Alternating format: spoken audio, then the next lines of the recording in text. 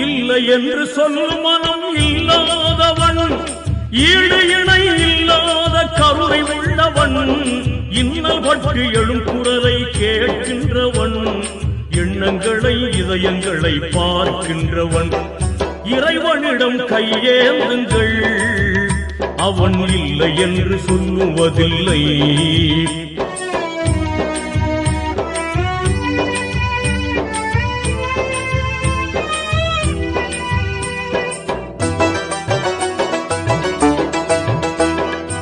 ஆசையுடன் கேட்பவர்க்கு அள்ளி தருபவன், அல்லல் துன்பம் துயரங்களை கிள்ளி எறிபவன்,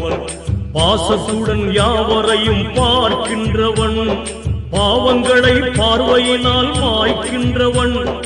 அல்லல் பாழும் மாந்தர்களே அயராதீர்கள், அல்லா